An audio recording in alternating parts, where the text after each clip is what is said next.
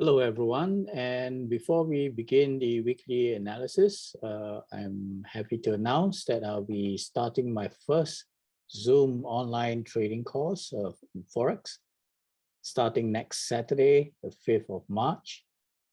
And it will cover 6 weeks of theory with 2 hours for each session on Saturday, and as well as 5 live trading nights for the morning for the US trading session, and it will be on Tuesdays, except for Friday on the 1st of April, which will be a non-farm payroll news day.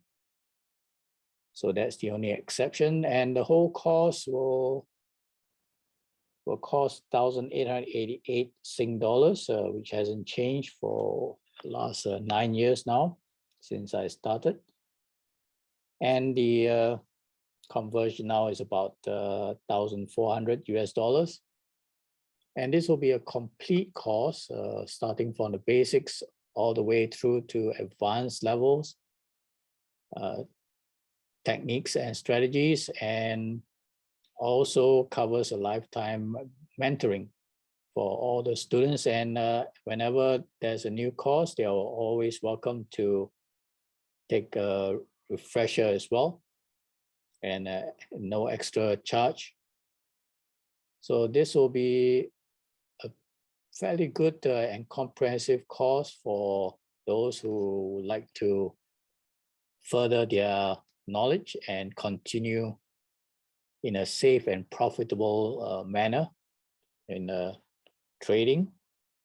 So do consider, and if you like to get more info, then do drop me a note on my email at my website, or here at the admin at easyfxcode.com, and I will send you some more info package. But do consider signing up, and I hope that this will be something that will further your aspirations and career if you wish to go deep into Forex trading. All right, so hope to hear from you all, and let's move on to the weekly analysis. Good day, everyone. This is Patrick from EasyFX Code Trading System, and let's take a look at the weekly technical analysis for spot gold and dollar yen for the first week of March. And let's begin with spot gold, where it's a massive bullish move run up to break these 2 resistance levels that we identified last week, and ran all the way up to the 262Feb extension, almost precisely there at 1972 plus, set a high of 1974.41. But look at that drop after that. So the move up was a massive 650 pips, and then it fell back down all the way right back into the support zone of 960 pips before settling with a bullish close, bouncing back up 250 pips. So really quite amazing one. And of course, everyone knows that was on Thursday, that was the first day of the Russian invasion into Ukraine, and that was a massive flight to safety.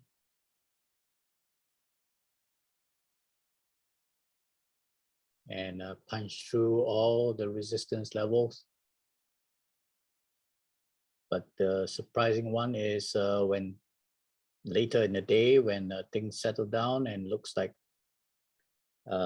NATO and US forces were not going to engage the Russian forces, then there wouldn't be a extended conflict. So it may just be a one-way street for the Russian forces to roll into Kiev, but we'll see. And then fell all the way back to find the support right at this swing high.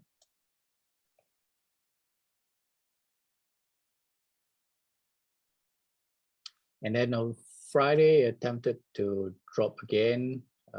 It didn't go up too high and hit the previous swing high resistance here before pulling back and close back within the upper channel trend line.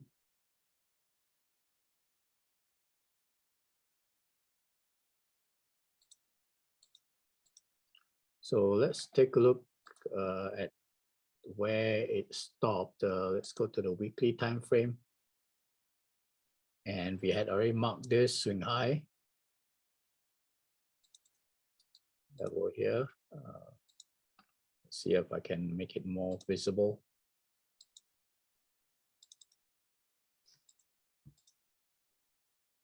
And there's another one up here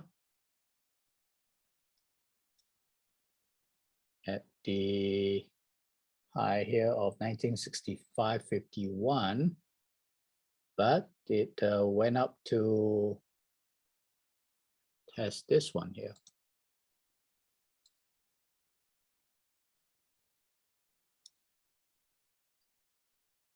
So that's at 1973.58. Let's move back and expand that, and that's where it hit there.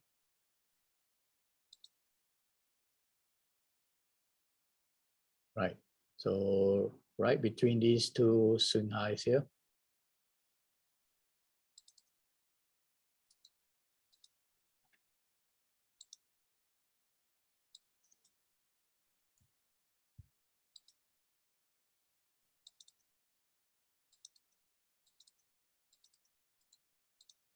Let's mark the upper one, 73.58.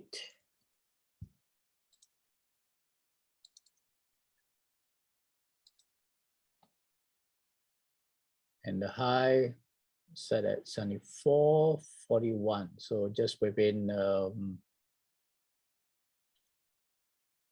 about 9 pips.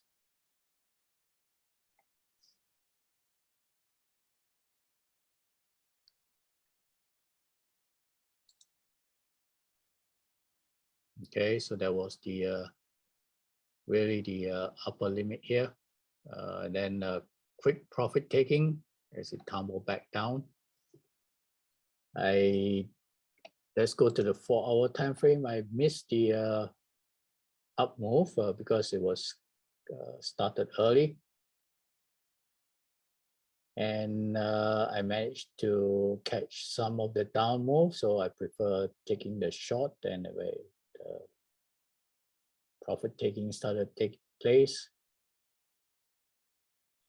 It started from the London session. And go to the 1-hour time frame. This was the start of the major retracement from the night US session, 10 o'clock, but it was already restricted here from the 7 to 8 p.m. in Singapore, so 6 a.m. US, 6 to 7. And then by the time the 10 o'clock move, 10 to 11, that was the down move. Okay. So on the weekly time frame, it's a massive upper wick at the top here. So there could be some for the bearish sentiment, moving it back down. So I move it back down to the next fib level here, and perhaps this triangle trend line. So let's see, we've got this, oops.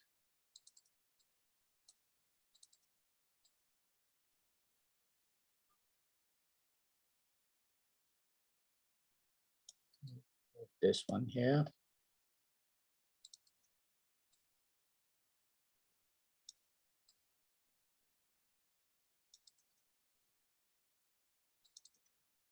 And next support, we had 76 or this swing high here. This swing high at the upper channel trend line. So if it does break down through this support, it could test this next support area. Right, coming up to the lower channel trend line here.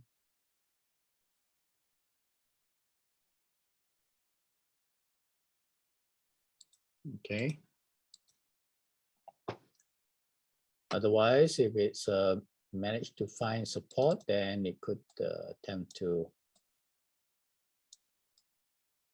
climb up to retest this zone. I think I can remove this one here.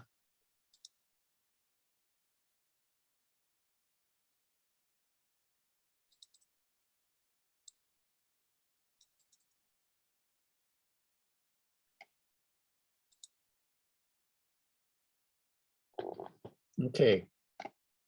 So this coming week, there's a number of news from the US with the ISM manufacturing PMI and services PMIs as well. And the ADP private employment change on Wednesday before precursor before the non-farm payroll on Friday, but also Fed Chair Powell's testimony, two-day testimony on Wednesday and Thursday. So there's quite a number of news coming up which could impact the US dollar. And then inversely could impact the spot gold as well.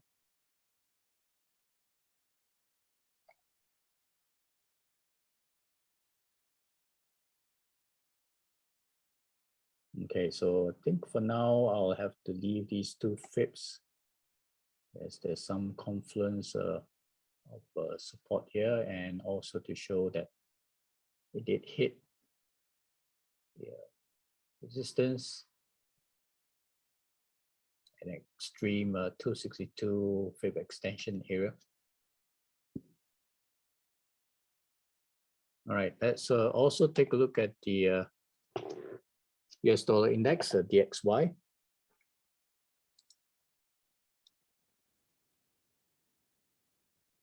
For the DXY US dollar index, the breakout was on Thursday, which was the first day of the Russian incursion into Ukraine, and there was a flight to safety with the US dollar. So that spiked through the resistance here and the 200 fib and almost reached the next resistance level.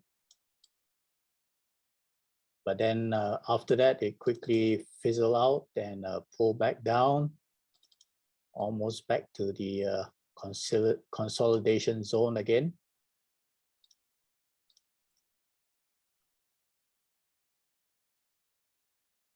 So that's when the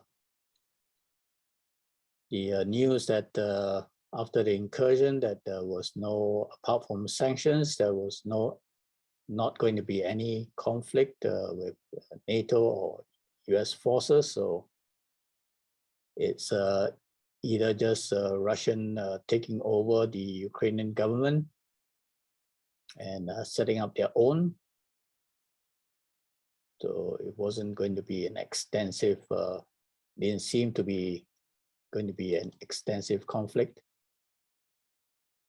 So, but hopefully everything all turns out well for the Ukrainian people as well.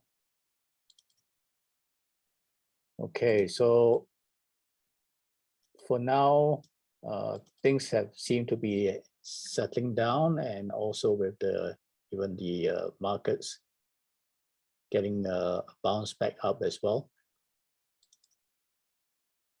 So let's see if US dollar is going to continue in a consolidation range again.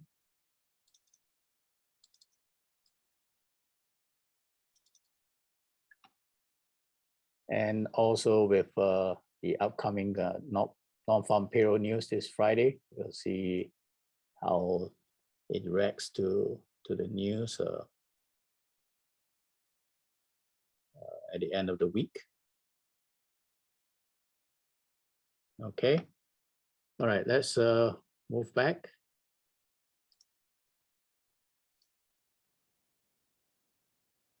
Let's move on to the dollar against the Japanese yen.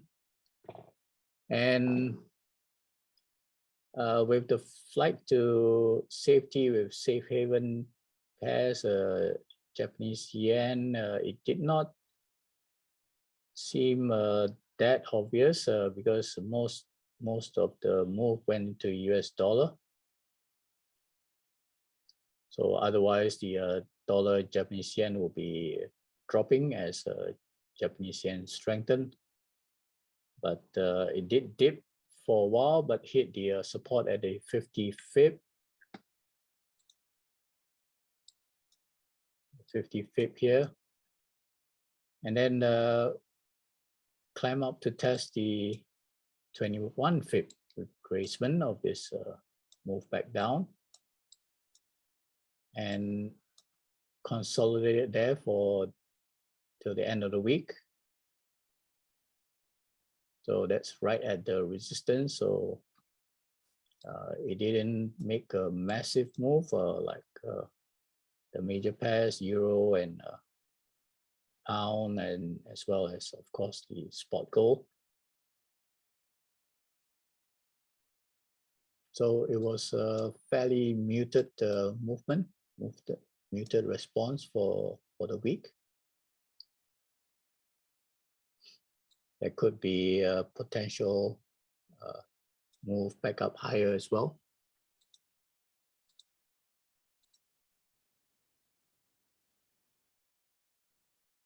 So let's also take a look at the weekly time frame.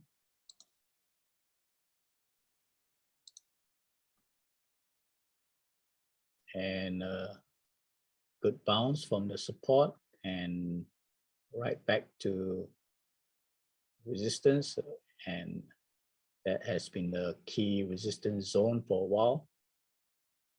We'll see if it's going to continue to consolidate or if it's going to break out higher and test the swing highs again at the 116.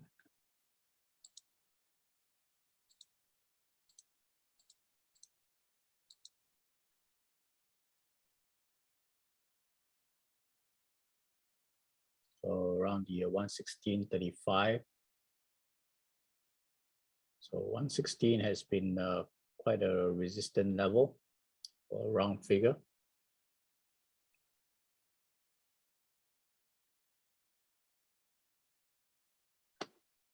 Okay.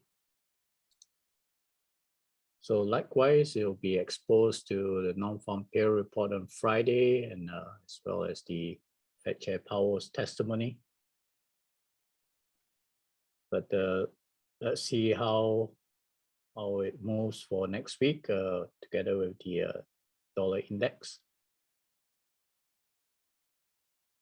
But for now, it looks like it's more likely to consolidate. And for the moment, it's fairly boxed in. There's a potential consolidation here.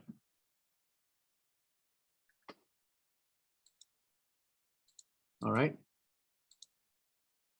So do check out my other videos on the other major pairs. And also, if you're keen to find out more about my Zoom online Forex trading course, do drop me an email and I'll send you further info and how to sign up as well.